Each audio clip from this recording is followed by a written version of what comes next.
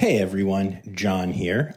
Sorry for this weird audio quality here for a moment. I'm recording this in a bathroom on my iPhone because I already recorded this week's episode and don't have all my fancy gear with me. But there's some amazing news out of the Cincinnati Zoo, which is that Bibi, the hippo and mother of world famous Fiona, had her new baby hippo. Everything went really well. There is so much footage of this little goober online already that I'm sure I'm not telling you anything that you don't know. But everything went well, and it looks like a good, normal birth, and that's really exciting. When I recorded this week's episode, though, I did not know for sure if that was going to happen. So you're going to hear a whole little bit about it in the episode, but I wanted to throw this on the beginning because it is the biggest zoo news of the week, and I wanted to share it with y'all. So, cool. Enjoy the actual episode. Hello, I'm John Rossi, a touring drummer with a love of all things animal. When I'm on the road, I visit as many zoos, aquariums... Hey, wait a minute. What's going on? Hey, what's going on there? Hello? Hello? We interrupt your regularly scheduled program to bring you Rossifari Zoo news. News you can use from the world of zoos and conservation. Every week, we bring you breaking news and analysis from around the globe featuring the animals you love and the people who care for them. And here's your anchorman, John Rossi. Hello, hello, hello, and welcome back to Rossifari Zoo News, our look at what's going on in the world of zoos, aquariums, conservation, and animal weirdness, along with some updates from my life for those of you who know that secretly I'm the most interesting animal of all. Okay, we all know that's not true, but I do have some kind of cool news that I want to share with you at the top of this episode. For those who are caught up, Miles's birthday is coming up on August 10th. He's going to be 8 years old, and he has expressed a real interest in learning the guitar. So after talking to my parents about getting him lessons and talking to his mom about getting him to those lessons and taking care of all of that stuff, I went out and got Miles his acoustic guitar for his birthday. Now, as a musician, I have to talk about this a little bit. It's also kind of a fun story, though. So I am a firm believer that you should not start off with beginner instruments. They're just not as well made. They're harder to play. You're going to fight them more. And they're just not going to inspire you as much as a better instrument will. Now, that's not to say that you need something top of the line to start off either, but it really helps to have a really good instrument. For instance, I recently decided I wanted to spend some time on the electric bass. And so I went out and found myself a good deal on a Fender Jazz bass, which is, one of the industry standard basses. And that has really inspired me to let it sit in the corner while I keep playing the drums. Look, y'all, I really love the drums. But my point stands, which is that having a good instrument is a good thing. And so I decided that instead of getting a brand new guitar for Miles, I was going to find either a used Martin or Taylor, two of the best brands out there. And they both make, one is called a Little Martin and one is called a Baby Taylor. They're 3/4 size guitars that are perfect for a kid Miles's age. And so I did some digging and had him play on some guitars at a guitar center. And he fell in love with the Little Martin. And so I went and found a good one, actually a great one, at a really good used price, and I ordered it. And that, my friends, is when the poop hit the fan. See, I ordered the guitar from a guitar center in Florida, and they said it would ship the next day, and it was going to be 2-day shipping, and everything was going to be great. So 4 days later, with my next visit to Miles quickly approaching, I had not even gotten a shipping notification email. And so I called Guitar Center's corporate helpline, and I spoke to a guy who basically informed me that, that store was a disaster and a lot of their staff is a disaster. And so he called them, and they had done nothing on the order, just for days, just nothing. So I explained to him the situation and that, this is for my son's birthday and that I'm traveling to see him and all the things.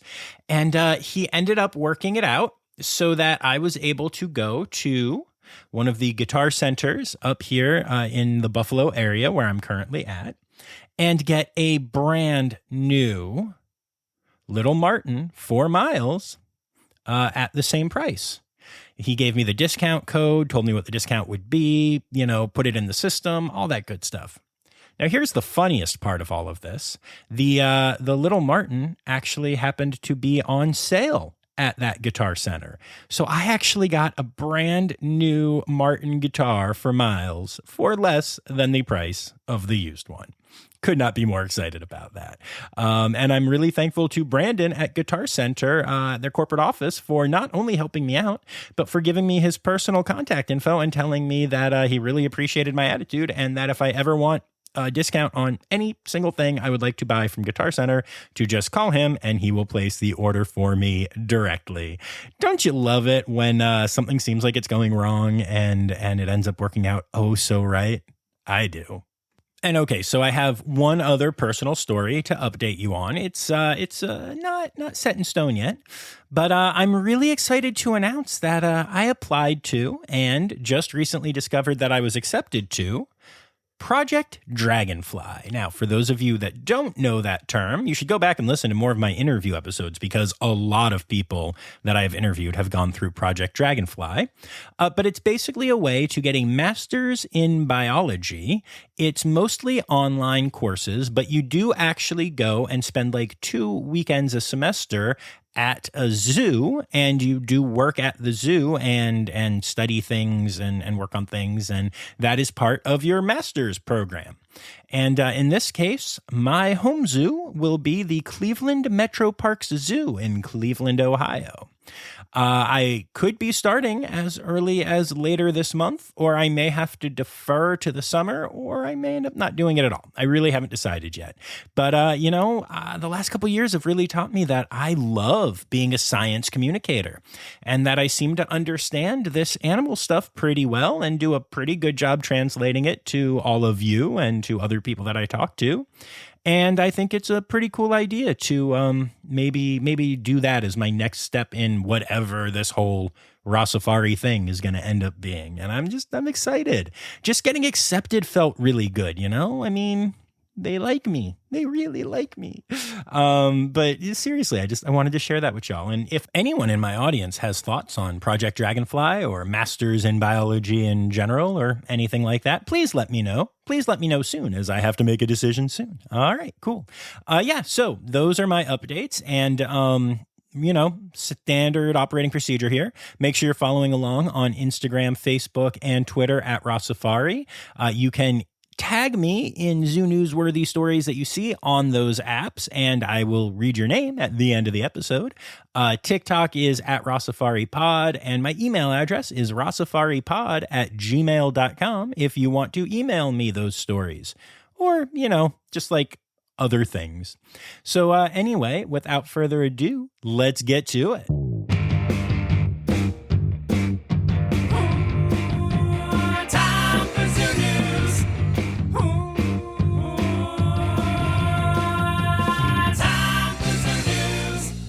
Okay, so I have a bit of a problem this week when it comes to zoo news, which is that possibly the biggest story of the week is unresolved as I am recording this because I have to do this a couple days early this week. That story, of course, is that Bibi at the Cincinnati Zoo, mother of Fiona the hippo, Bibi's also a hippo, obviously, is pregnant. And they are on 24-hour birth watch, and there's been some indication that she may or may not be in labor. Some of her behavior seems to be indicating that, others do not. But I'm concerned that by the time this episode drops, there's going to be news, and you're not going to hear it here. Fortunately, as a recording engineer, I have a solution to that problem. So without further ado, here is the up-to-the-minute news on Bibi, possibly. Bibi, the world-famous hippo at the Cincinnati Zoo, as Bibi has still not given birth. Unfortunately, now you may remember that mother and child are doing well, and though the sex of the hippo is but there is no news, so we are sending our condolences. Congratulations to everyone at Cincy. Yay! Congratulations to everyone at Potter Park Zoo, especially red panda Malia, who has given birth to a healthy red panda cub. Now, I will point out that Potter Park Zoo is the zoo that started the whole are they binturong kits or bintlets conversation that we had last week. And in this case, they did refer to the panda baby as a panda cub, not a pandlet, which I think they should stick with it, and they should call this a pandlet. So yay, there is a new pandlet at Potter Park Zoo. And while we are on the subject of pandlets, congratulations to Kashmir and Randy, the red panda parents at the Kansas City Zoo, on their new additions, Zuzi and Sundari, a male and female red panda cub that were born there. Red pandlets that were born there. Panda breeding season is a relatively small part of the year, but my goodness, it is a cute one, and it makes me really happy. And also, I tend to focus a lot on U.S. zoos, but there is a red panda in Japan who is named Kokin. And when Kokin was only 50 days old, her mother, Kin, passed away, and it took people hand-rearing Kokin to make sure that she survived. Well, she did, and she thrived. And last month, Kokin gave birth to twins of her own, a boy and a girl. I just think it's a really beautiful story that, this panda that wouldn't have made it has now had 2 pandlets to add to the population. So congrats to Kokin and to the people at Potter Park Zoo and the Kansas City Zoo for adding some pandlets, I've got to say this right, to the population. And we've actually got a couple of other really exciting births for y'all. A new Przewalski's horse, also known as a pea horse foal, was born at the Bronx Zoo and can be seen from the Wild Asia monorail. Now, Przewalski's horses are a really important species because they were once extinct in the wild, but were repopulated and are now thriving. They are such a great example of how conservation can work, even for species that are extinct in the wild. So having zoo populations of them to share that story, and also to have an insurance population, should extinction come rearing its ugly head again, is wildly important. So yay, Bronx Zoo. And speaking of zoos that I love and births that excite me, Elmwood Park Zoo has recently announced the birth of some Chickawan peccary babies. And guess what? I'm not even joking about this one, y'all. So Chickawan peccaries are a porcine species, and so the babies are normally called piglets. But yeah, guess what Elmwood Park Zoo decided to call them? You guessed it. Pecklets.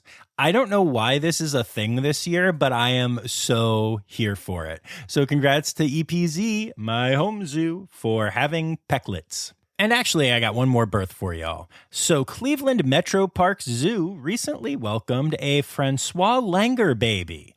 This is really exciting because they are a fairly rare species in zoos. And you can see this one at the Rainforest exhibit at the Cleveland Metro Park Zoo, which is an amazing building. And I just got to tell you, y'all, if you have not seen a baby Langer, they are really worth checking out, especially because they are a bright orange color and thus stand out on the black hair of their parents. So, yeah, worth checking out if you're in the Cleveland area. Of course, as fun as it is to celebrate the beginning of a new life, there's also the fact that, sometimes animals reach the end of their lives, and we have a couple of those stories as well this week. Riley, the African lion at the North Carolina Zoo, has passed away after battling renal disease for several years. Now, Riley was 23 years old at the time of his passing and was the oldest male lion in a AZA-accredited institution. And just for the record, again, he was 23. Average lifespan of a male lion is 10 to 15 years. So that just serves as proof that Riley was given incredible treatment and had an amazing long life. Heck, he even fathered 9 cubs. So yes, while Riley will be missed, his legacy lives on, and he was such a great ambassador for his species and for the good work of zoos in general. And also leaving us this week was Windy, the last wolf in Alaska Zoo's wolf pack. Unfortunately, the rest of the pack had all passed on before Windy, and Windy was alone at that time, but only alone in terms of other animals. In fact, she went on daily walks with the zookeepers, made countless appearances in zoo programs, and just was a great animal. It's definitely a sad loss, but, you know, in a way, it's nice to think that she's no longer without a pack other than her keepers. But condolences to everyone at Alaska Zoo. And Brookfield Zoo recently announced the loss of Jojo, their 42-year-old male silverback western lowland gorilla. Unfortunately, Jojo went into cardiac arrest during an emergency veterinary procedure that was caused because of an illness that he encountered. Jojo, at the age of 42, outlived the median lifespan of male gorillas in managed care by 10 full years. So, yet again, a very sad loss, but also just an incredible example of an animal being a great ambassador for his species and also for zoos and the care that zookeepers and veterinarians give in general. So one of the topics that comes up from time to time on this podcast, but is always a little touchy to talk about, is zookeeper salaries. I know that we've mentioned a lot that, zookeepers definitely don't make what they should because they should make all the money because they do incredible work.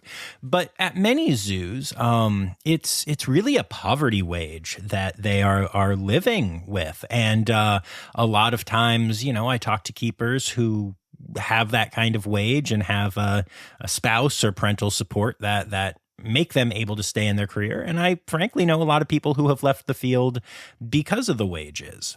And I tell you that to tell you that some zoos are realizing that they need to be more competitive and taking huge steps to do so.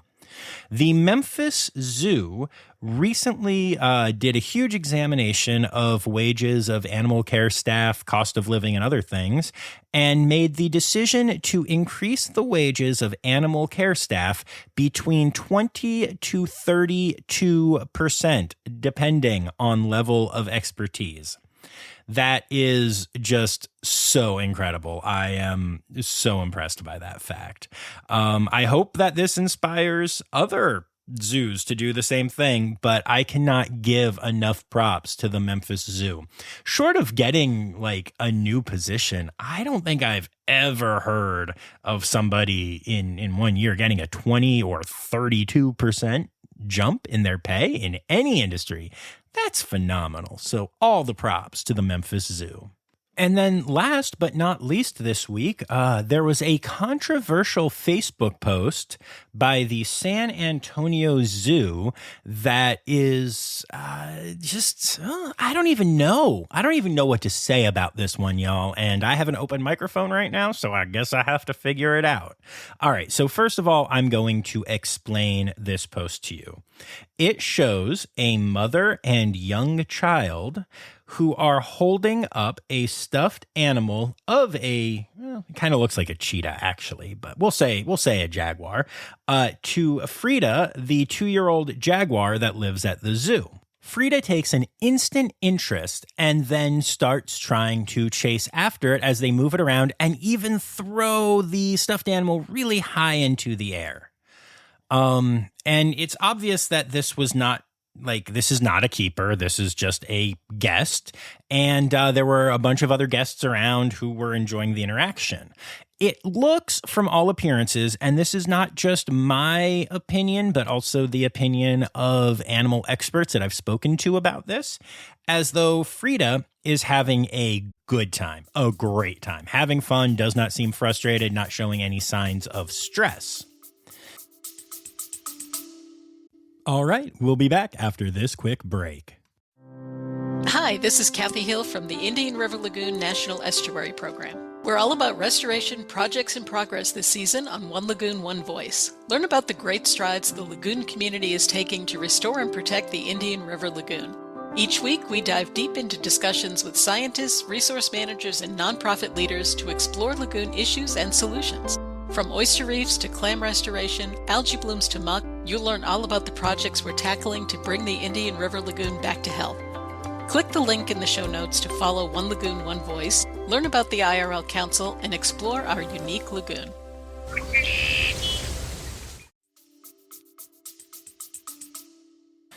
However, the post has gone wildly viral, and much of the reaction is negative.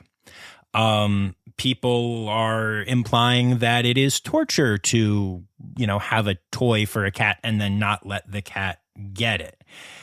In general, there have been 7,200 interactions on the post, 5,200 of which were likes, but almost 1,000 of which were sad faces, another almost 350 of which are angry faces, and 87 of which are the care emoji, which could mean that it's aimed at the cat.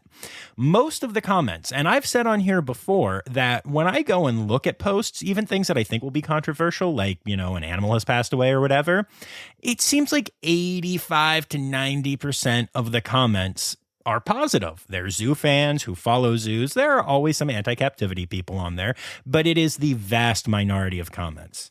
Here, however, of the 628 comments, I certainly did not do a survey of all of them, but I read a bunch, and it is wildly negative. And so, I don't know. I have a lot of thoughts about this, and I want to talk to more people about it. I've spoken to some behavior experts already, but they all just agreed that the cat seems like it's fine and having a good time. But here's my question. Is it good to leave up a post that shows something like that if so many people think that this person was torturing an animal?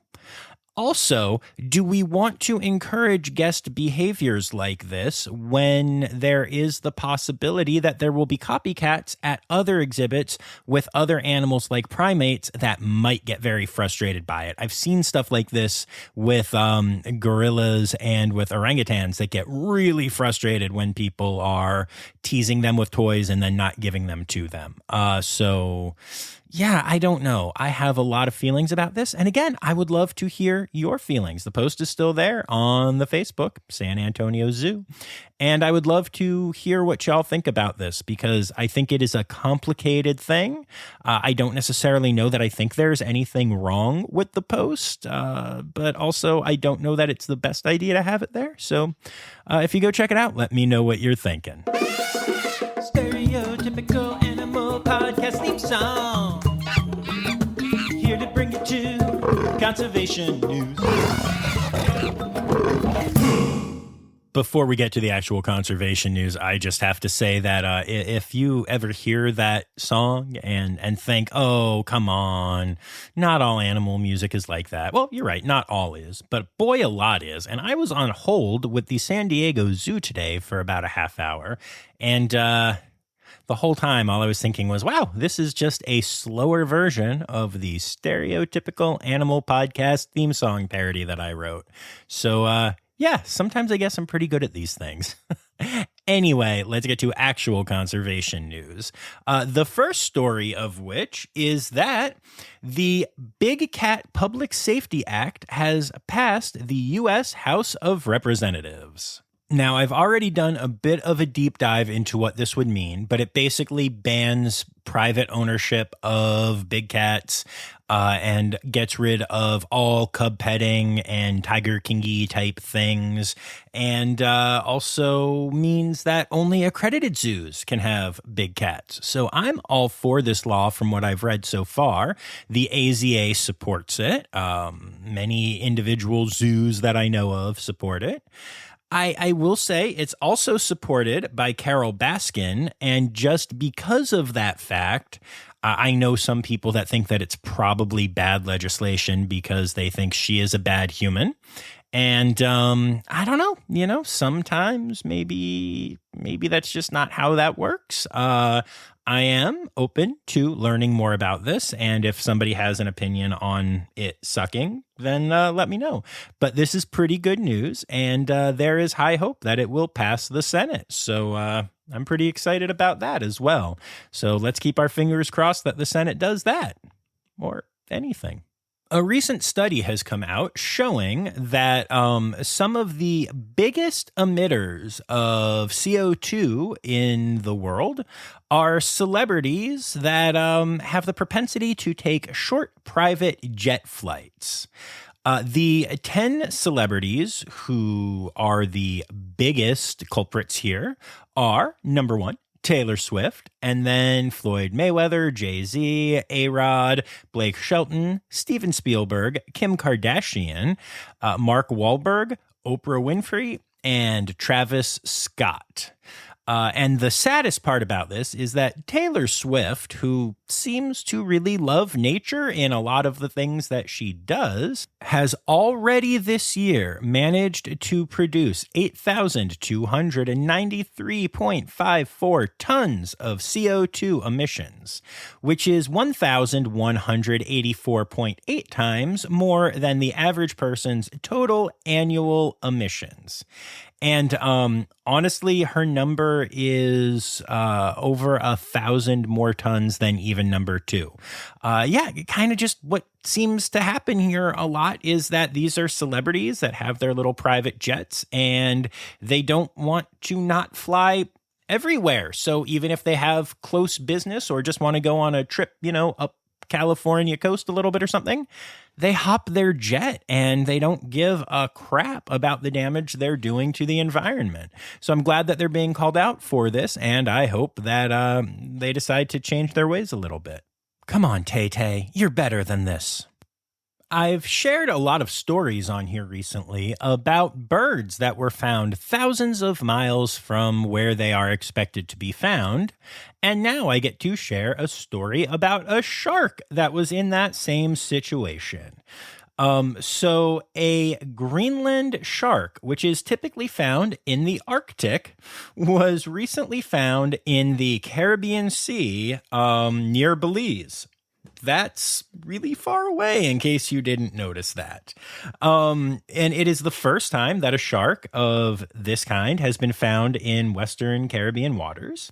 And the team of scientists that made the discovery is not entirely sure why the shark was there. There is some speculation that because we don't know a lot about these sharks, there's a chance that they actually travel the whole globe from pole to pole and just normally stay really, really deep in the water when they get to warmer areas, so that they've never been seen there before, but actually do live there, or at least visit there as they go hunting and such. But there's also just the chance that this was a wildly lost shark. And I don't know, this is one of those weird stories where, like, on its own, I don't even know if I would have reported on it, but it just time after time, I keep saying in a wildly frustrated way that, there are animals that are thousands and thousands of miles off course from where they're supposed to be. And I just don't know what to do with that. And I really, really do worry about it.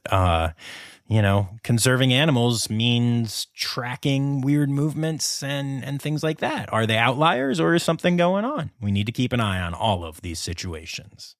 One of the most common refrains in ocean conservation is that plastic is bad, and we always see the example of sea turtles eating bags because they look like jellyfish, and we are reminded to reduce our plastic usage.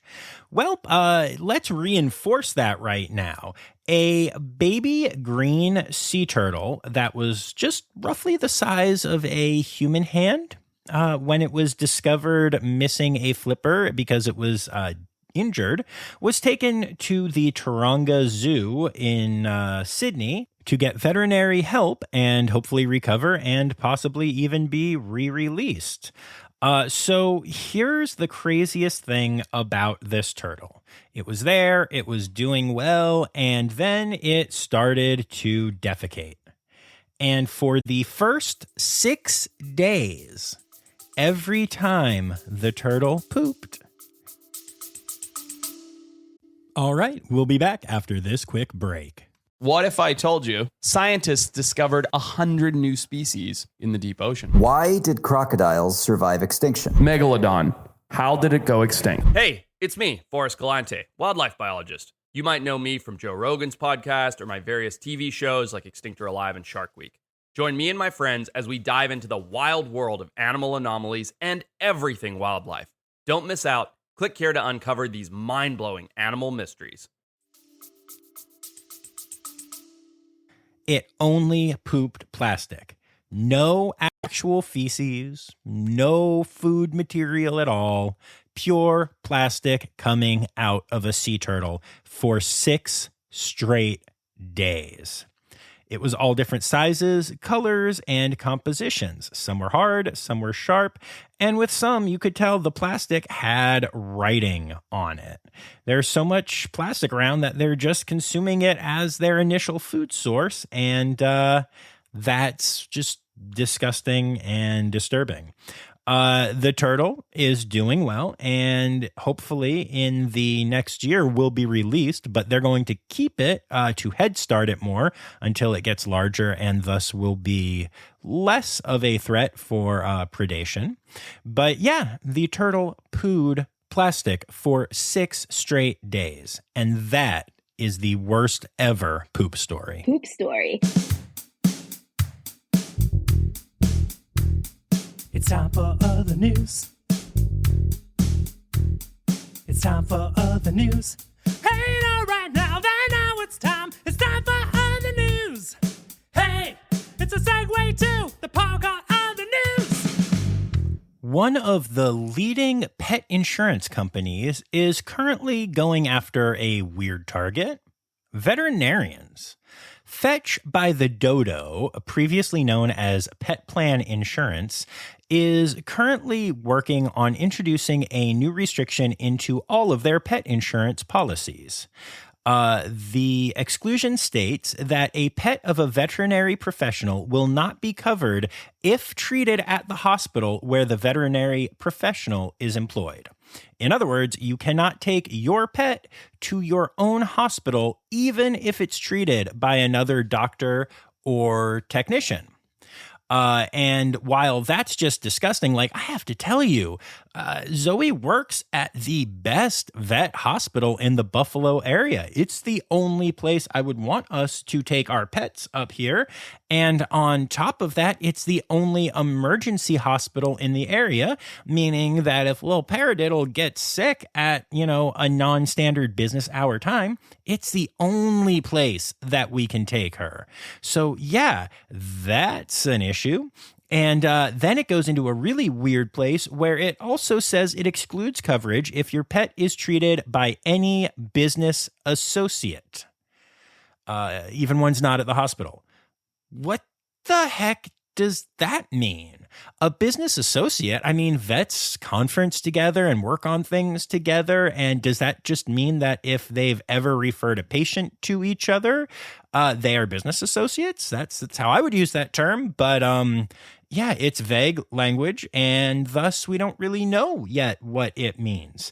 There's also language in this proposed policy that excludes coverage if your pet is treated by a veterinary practice that is, quote, your employer. Well, what exactly does that mean? What if your hospital is part of a chain or owned by a corporation that owns numerous other hospitals? Can you not go to any of them?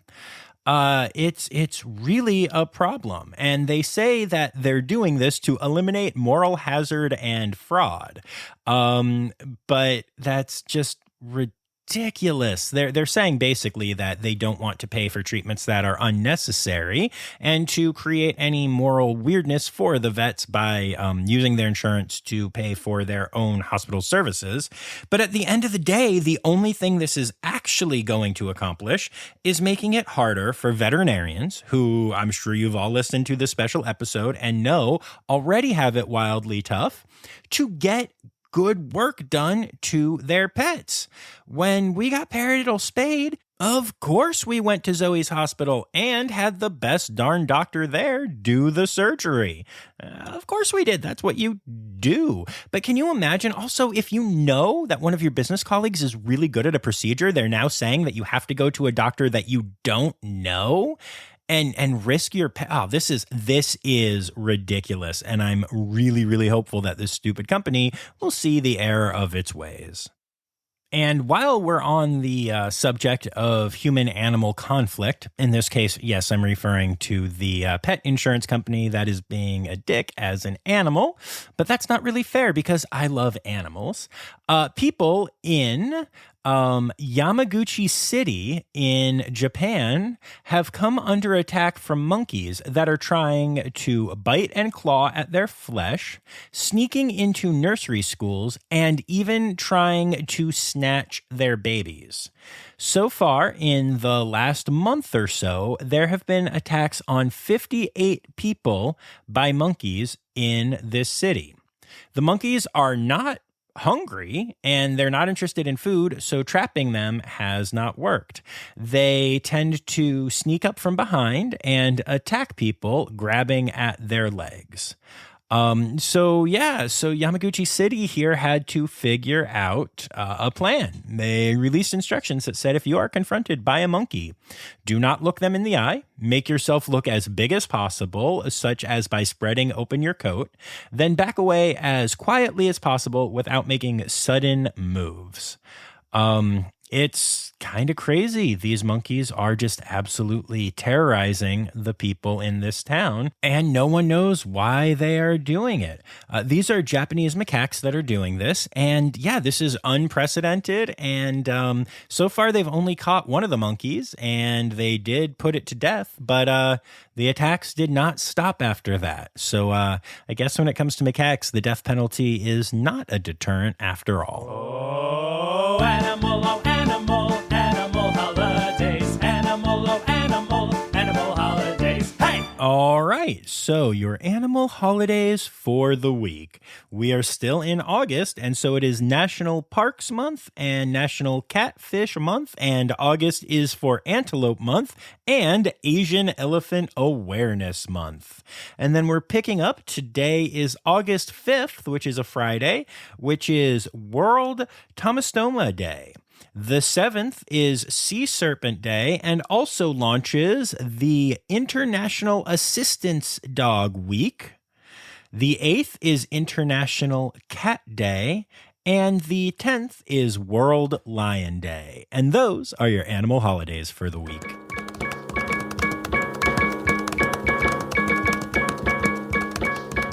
All right, and there you have it, folks. Another week of Rossifari Zoo news. I would like to say thanks to Laura Shank, my Red Panda level patron, and remind all of you that you can go to patreon.com/Rossifari to support the pod for as little as $3 a month, and you'll get bonus audio from some of the episodes, and even a couple of full bonus episodes that are out there now. So pretty exciting stuff. I'd also like to say thanks to everybody who contributed to this week's episode: Anya Keene, Colleen Lenahan, Kim Cooley, Justin Fairchild, Kristen Khalil, and Crystal Chapman.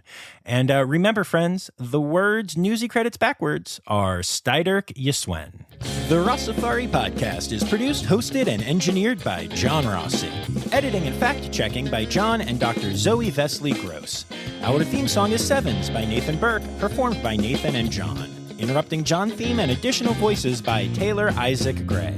You can reach John directly on Instagram and Facebook at Rossifari or by email at rossifaripod@gmail.com. Rossifari is part of the Daydreamer Media Network. Now, stop listening to me and go visit a zoo.